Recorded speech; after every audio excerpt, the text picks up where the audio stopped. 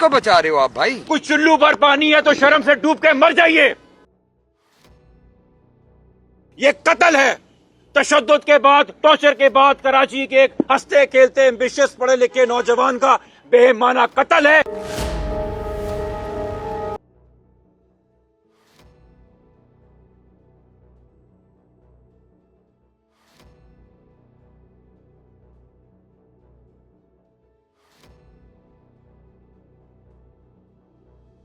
ज्यादा की थी उसकी ब्रांचें, ठीक है। बंदे इसमें कहां लिखा है कि मैं खुदकुशी कर रहा हूं? ये तो लिखा है कि मेरी कोई जान ले लेगा अगर मुझे 3 करोड़ रुपए नहीं मिले।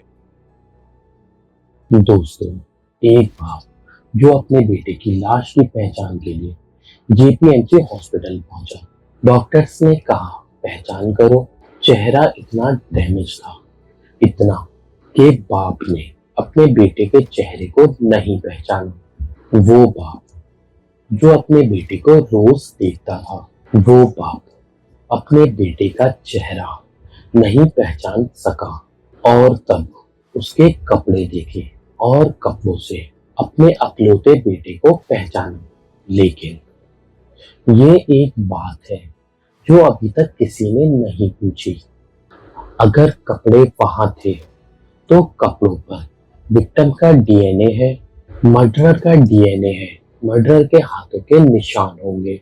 और अगर चेहरा इतना डैमेज था कि एक बाप ना पहचान सका, तो ये डैमेज किसी ने डेलिबरेटली किया, यानी जानबूझकर किया, या कुछ और था। और दोस्तों, आज इस केस में कुछ और भी सामने आया है। वो मैसेजेस, वो चैट्स, वो ऑडियो जो मीर रजा ने उस रात अपने इन्वेस्टर्स को की, अपने फाइनेंसर्स को भेजी थी।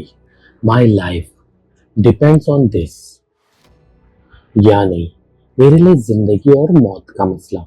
ये एक चैट था, ये एक मैसेज था, और इस एक नए मैसेज ने इस पूरे केस को एक नया रुख दे दिया। आज हम ये सब कुछ एक एक करके आपके सामने रखेंगे।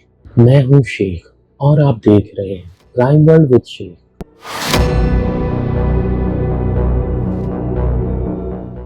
इस पूरी वीडियो में एक चीज है जो थ्रेड की तरह पूरे केस को जोड़ती है, डीएनए।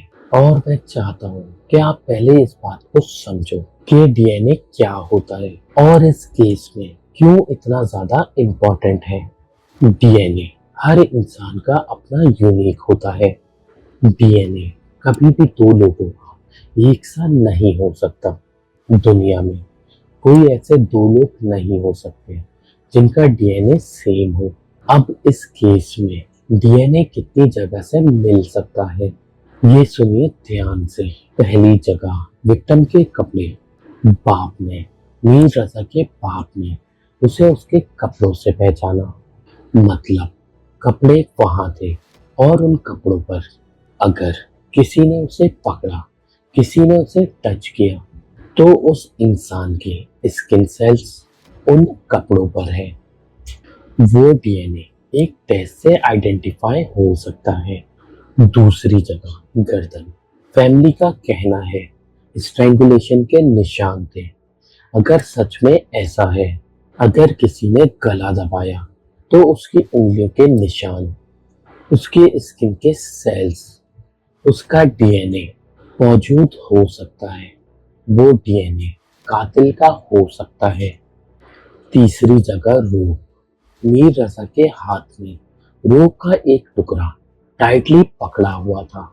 अगर किसी ने वो रोप बांध दी तो उस रोप पर भी डीएनए। चौथा बॉडी सरफेस। अगर टॉर्चर किया गया, अगर किसी ने हाथ उठाया, तो बॉडी सरफेस पर डीएनए एविडेंस होता है। चेहरा इतना डैमेज था, चेहरा इतना डैमेज था कि बाप ना पहचान सका। लेकिन फॉरेंसिक एक्सपर्ट्स डैमेज टिश्यूज से भी डीएनए एक्सट्रैक्ट कर सकते हैं। ये आज की टेक्नोलॉजी है, तो इन सब जगहों पर डीएनए टेस्ट होना चाहिए था। तो बंदा एक बोरी लेकर आ रहा है और फिर वो वहां से भाग रहा है और बोरी खाली है। भारी बोरी लेकर आ रहा है और फिर जब वो वहाँ से 8 मिनट रुक के जा रहा है तो बोरी खाली है। बाइक वाला एविडेंस है, तो ये सवाल तो बिल्कुल है। इसकी आई एम श्योर कोई ना कोई जस्टिफिकेशन होगी पुलिस के बाद। सबको छोड़ के देखा जा रहा है, रजा ने पैसों का मैसेज किया है, रजा की मेंटल हेल्थ, वो सारी बातें देखी जा रही है। बाइक वाला एविडेंस है, वो कचरे वाला एविडेंस है। मैं एक्चुअली वीडियोस को गौर करके देख रही हूँ, मैं शायद गलत हूँ, बट वो बंदा एक बोरी लेकर आ रहा है और फिर वो वहाँ से भाग रहा है और बोरी खाली है। पहले पोस्टमार्टम में लेकिन नहीं हुआ और इसलिए कोर्ट ने ऑर्डर दिया कब्र खोलो, फ्रेश एग्जामिनेशन करो।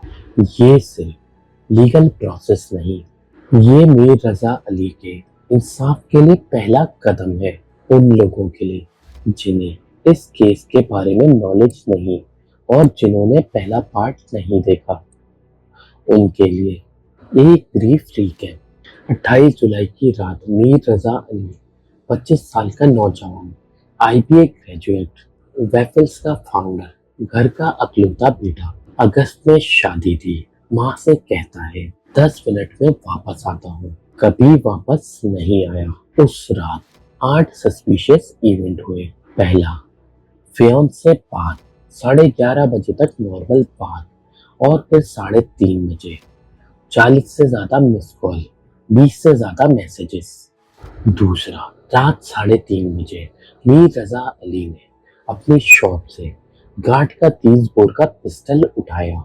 तीसरा, अपने तमाम सोशल मीडिया अकाउंट्स को डिलीट किया, अपने बाप के अकाउंट में 2.5 लाख रुपए ट्रांसफर किए। चौथा, कार, स्मार्ट वॉच, घर की चाबियां और 39,000 रुपीज सब कुछ अपने घर पर छोड़ दिया, सिर्फ ऑनलाइन टैक्सी ली। पांचवा, टैक्सी में सॉन्ग सुन रहा था, ड्राइवर से फ्रेंडली था, बिल्कुल नॉर्मल। छठा, यूनिवर्सिटी रोड पर चलते हुए अपना मोबाइल फोन फेंका। 7, गुलिस्ताने जौहर गया, झाड़ियों की तरफ जाता हुआ दिखाई दिया और फिर खामोशी। 8वां और सबसे दर्दनाक, 29 जुलाई की सुबह बॉडी मिली, चेहरा डैमेज, बाप ने कपड़ों से पहचाना, single gunshot wound, strangulation mark और हाथ में रोक। लेकिन अब इस केस में और भी कुछ अपडेट्स हैं, कुछ नया सामने आया है। वो चैट्स, वो मैसेजेस, वो ऑडियोज जो इस केस की तस्वीर को बिल्कुल पलट कर रख देती है। दोस्तों, अब मैं आपको वो बातें बताऊंगा जो मीर रजा अली ने अपनी मौत से कबल अपने इन्वेस्टर्स के साथ की, अपने फाइनेंसर्स के साथ की, अपने दोस्तों के साथ की। और मैं आपको एक बात क्लियरली बता दूं, ये सारा डेटा, ये सारी इंफॉर्मेशन पुलिस इन्वेस्टिगेशन से आई है। हम सिर्फ फैक्ट्स को बताते हैं, हम फैक्ट्स को सामने रखते हैं। उस रात 28 जुलाई की शाम मीर रजा ने एक दोस्त को मैसेज किया, 30 मिलियन की रिक्वेस्ट की और मैसेज में लिखा, मैं बहुत मुश्किल में हूँ, मुझे अर्जेंट पैसों की ज़रूरत है। 30 मिलियन, एक रात में 30 मिलियन। इसके अलावा मीर रजा अली ने कराची के एक जाने माने बिल्डर को भी मैसेज किया, 30 मिलियन की रिक्वेस्ट की और मैसेज में उसने लिखा, my life depends on this figure. इसके अलावा उसने मैसेज में ये भी लिखा, I am having very weird thoughts, tomorrow morning is a one Keck of a thing. मतलब जिंदगी और मौत का मसला। ये अल्फाज एक 25 साल के नौजवान के, ये अल्फाज जो किसी को रात को एक मैसेज करता है, एक रात में एक के बाद एक इन्वेस्टिगेटर्स ने एक मैसेज रिवील किया जिसमें मीर रजा ने लिखा था, अगर मुझे पैसा नहीं मिला तो शायद मैं कल सुबह तक नहीं रहूंगा। दोस्तों, ये मैसेज, ये अल्फाज दो तरह से देखे जा सकते हैं। एक तरफ पुलिस का एंगल, ये अल्फाज एक आदमी के साइकोलॉजिकल स्टेट को जाहिर करते हैं जो इतना प्रेशर में था कि उसे आगे कोई राह नहीं दिख रही थी। दूसरी तरफ फैमिली का एंगल, क्या वो आने वाले किसी खतरे की निशानदेही कर रहा था कि उसकी जान जाने वाली है। क्या वो किसी धमकी के डर में था? क्या इन्वेस्टर्स में से कोई उसे नुकसान पहुंचाने वाला था? ये सवाल अभी भी ओपन है। पुलिस इन्वेस्टिगेशन के मुताबिक फियोन्स ने पुलिस को बताया वो बिटकॉइन में ऑब्सेस था। फियोन्स ने इन्वेस्टिगेटर्स को बताया कि मीर रजा डिजिटल करेंसी इन्वेस्टमेंट में इतना डूबा हुआ था कि वो हमेशा यही सोचता रहता था।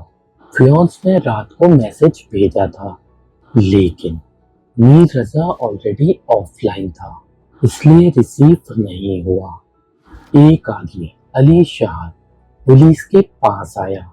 उसके पास एक व्हाट्सएप ऑडियो मैसेज था जो मीर रजा अली का था। इस ऑडियो में मीर रजा फाइनेंशियल मैटर डिस्कस करता सुन रहा है।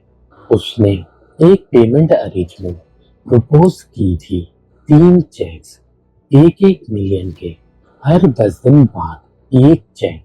ये ऑडियो फॉरेंसिक वेरिफिकेशन के लिए भेज दी गई है। पुलिस का एंगल ये मैसेजेस सजेस्ट कर रहे हैं कि मीर रजा एक्सट्रीम फाइनेंशियल प्रेशर में था, लेकिन इस तस्वीर का दूसरा रुख भी है। बाप ने सीधा कहा, अगर फाइनेंशियल प्रेशर था तो मीर रजा का बिजनेस पार्टनर अहमद और उसका भाई अब्दुल्ला जो फाइनेंशियल मैटर्स देखते थे, उन्हें भी सेम प्रेशर क्यों नहीं था? सिर्फ मीर रजा को क्यों? ये एक वैलिड पॉइंट है, एक बहुत वैलिड, जो मीर रजा की फैमिली ने दिया। और एक और बात जो मीर रजा के बाप ने कही, पिछले 10 दिनों में मेरे बेटे की रेपुटेशन ट्रेनिश करने की कोशिश हो रही है। उसके कैरेक्टर पर सवाल उठाए जा रहे हैं, लेकिन कोई ये नहीं पूछ रहा मर्डर क्यों इन्वेस्टिगेट नहीं हो रहा, कौन प्रोटेक्ट हो रहा है। ये सवाल एक बाप का है जिसके जवाब का इंतजार पूरा पाकिस्तान कर रहा है। कोर्ट ने ऑर्डर दिया, कब्र खोलो, फ्रेश पोस्टमार्टम करो, डीएनए टेस्ट करो। सबने सोचा अब इंसाफ होगा, लेकिन कोर्ट के ऑर्डर के बाद अचानक देर रात 8 मेंबर्स की मेडिकल बोर्ड को रिप्लेस करके 5 मेंबर्स की बोर्ड बना दी गई। सिर्फ एक member doctor Sumaiya Syed same रही, बाकी सब चेंज कर दिए गए बिना किसी एक्सप्लेनेशन के। फैमिली ने रिजेक्ट कर दिया। लॉयर जिब्रान नासिर ने कोर्ट में बोला, ये नया बोर्ड किसी भी सूरत में कबूल नहीं। 8 अगस्त तारिक रोड कब्रिस्तान में ओरिजिनल 8 मेंबर मेडिकल बोर्ड ने एक्सह्यूमेशन पूरी की। कन्वीनियर डॉक्टर सुमैया सैयद, डाउ यूनिवर्सिटी के पैथोलॉजिस्ट डॉक्टर नसीम अहमद, जिन्ना सिंध मेडिकल यूनिवर्सिटी की डॉक्टर फराह वसीम और संस्कृत प्रोजेक्ट के फॉरेंसिक एक्सपर्ट आमिर हसन खान सब शामिल थे। और अब जो रिपोर्ट सामने आई वो सिर्फ एक लीक नहीं, ये ऑफिशियल पोस्टमार्टम फाइंडिंग्स हैं। रिपोर्ट्स के मुताबिक गोली की एंट्री वुंड मीर रजा के पीठ के ऊपर राइट साइड पर थी। एग्जिट वुंड सीने के लेफ्ट साइड से हुई, मतलब गोली पीछे से लगी। ये पहली पोस्टमार्टम रिपोर्ट से बिल्कुल उलट है, जिसमें एंट्री फ्रंट से बताई गई थी। रिपोर्ट्स में ये भी लिखा है बॉडी पर मल्टीपल इंजरीज थी, मतलब मौत से पहले मीर रजा अली पर तशद्दुद किया गया था, उसे जख्मी किया गया था और इंटरनल ब्लीडिंग के भी साफ साइन थे। और दोस्तों, एक और बड़ी खबर, सिंध आईजी जावेद आलम ने इस नई रिपोर्ट के बाद ओरिजिनल इन्वेस्टिगेशन टीम को इस केस से हटा दिया। एक नई 5 मेंबर्स की कमेटी बनाई गई है केस दोबारा से इन्वेस्टिगेट करने के लिए। फैमिली के लॉयर जिब्रान नासिर ने कहा, मेडिकल बोर्ड ने अपना काम जिम्मेदारी से किया और इम्पोर्टेंट एविडेंस सिक्योर कर लिया गया है। अब इंतजार है फाइनल केमिकल और डीएनए रिपोर्ट का। वो रिपोर्ट ये तय करेगी ये टॉर्चर था या नहीं और ये गोली किसने चलाई। मीर रजा के केस में एक और अपडेट हुई 9 दिन के बाद। उसी झाड़ियों से जहां से मीर रजा की लाश मिली थी, पुलिस ने 9 दिन बाद एक 30 बोर की कार्टेज केसिंग रिकवर की। फ्रेश सर्च में झाड़ियों को काटा गया, झाड़ियों में आग लगाई गई, जिसके बाद ये केसिंग रिकवर की गई। बुलेट केसिंग मिलने के बाद उसे एग्जामिनेशन के लिए फॉरेंसिक लैब भेज दिया गया। वो केसिंग बॉडी से सिर्फ कुछ दूर मिली, उस जगह जहां पहले कई बार सर्च हो चुका था, लेकिन वो केसिंग तब नहीं मिली। 9 दिन बाद कई बार सर्च हुआ, नहीं मिली और अब मिली। ये ठीक है या ये भी एक सवाल। आईजी सिंध ने कहा, हम जल्द सब फैक्ट्स पब्लिक के सामने रखेंगे। केस का आगे का रुख मेडिकल बोर्ड की फाइंडिंग पर डिपेंड करता है। दोस्तों, जब पुलिस ने ये 90% वाली बात कही थी, तब तक ये न्यू पोस्टमार्टम रिपोर्ट नहीं पब्लिक की गई थी। अब जब रिपोर्ट खुद कंफर्म कर रही है कि गोली पीछे से लगी है और आईजी ने खुद अपनी इन्वेस्टिगेशन टीम भंग कर दी, तो ये कॉन्फिडेंस भी सवालों के घेरे में है। ये हमें खुद आईजी सिंह के फैसले से पता चलता है। मैं ये क्लियरली कहना चाहता हूँ, हम जज नहीं हैं, हम क्राइम जर्नलिस्ट हैं। हम फैक्ट्स को सामने रखते हैं। पुलिस और इन्वेस्टिगेटर्स जो भी इन्वेस्टिगेशंस को सामने लाते हैं, हम वो दुनिया के सामने रखते हैं और कुछ पॉइंट्स जो हमें लगता है इन्वेस्टिगेट होने चाहिए, वो दुनिया के सामने लाते हैं। लेकिन इस केस में मैं एक बात जरूर कहना चाहता हूँ, एक इंसान की मौत, चाहे सुसाइड हो या मर्डर, पूरी इन्वेस्टिगेशन डिजर्व करती है।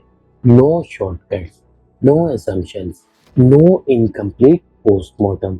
मीर रजा अली इंसाफ डिजर्व करता था और डिजर्व करता है।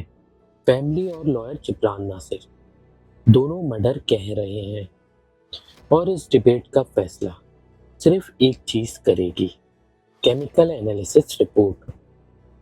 अगर बॉडी में कोई भी सब्सटेंस मिला तो सच एक तरफ होगा। डीएनए झूठ नहीं बोलता, केमिकल एनालिसिस झूठ नहीं बोलती, साइंस झूठ नहीं बोलती, और जब रिजल्ट आएगा वो सबके सामने होगा। मीर रजा अली का डिजिटल वॉलेट कहाँ गया, वो किसने एक्सेस किया, पुलिस को इस पॉइंट ऑफ व्यू से भी देखना चाहिए। अब इस बार जब रिपोर्ट आई, पाप का वो सवाल जो वो शुरू में पूछ रहा था, ये मर्डर है, वो अब सिर्फ एक पाप का दावा नहीं रहा, वो अब रिपोर्ट का हिस्सा बन चुका है। लेकिन पूरा सच अभी भी केमिकल रिपोर्ट का इंतजार कर रहा है। और दोस्तों, अब ये सिर्फ एक फैमिली का दावा नहीं रहा, ऑफिशियल री पोस्टमार्टम रिपोर्ट कंफर्म कर रही है। गोली पीछे से लगी, बॉडी पर पहले से जख्म थे, इंटरनल ब्लीडिंग थी और आईजी सिंध ने खुद अपनी इन्वेस्टिगेशन टीम भंग कर दी। लेकिन पूरी कहानी अभी खत्म नहीं हुई। केमिकल एनालिसिस, डीएनए मैच, ये अभी लैब में है और जब तक ये फाइनल रिपोर्ट नहीं आती, सवाल वही रहेगा जो ये बाप शुरू से पूछ रहा है। अगर सच इतना साफ था तो पहली पोस्टमार्टम रिपोर्ट में ये क्यों छुपाया गया? जब फाइनल रिपोर्ट आएगी, हम पार्ट 3 लेकर आएंगे पूरे फैक्ट्स के साथ। अल्लाह से दुआ है मीर रजा अली को इंसाफ मिले, उसके माँ बाप को सब्र दे, और उन्हें हिम्मत दे और जो भी सच हो वो पूरी दुनिया के सामने आए, उन्हें इंसाफ मिले जो उनका हक है। मैं हूँ शेख और आप देख रहे हैं क्राइम वर्ल्ड विद शेख। मिलते हैं नेक्स्ट केस में, तब तक अपना, अपने घर वालों का, अपने रिश्तेदारों का हद से ज्यादा ख्याल रखो।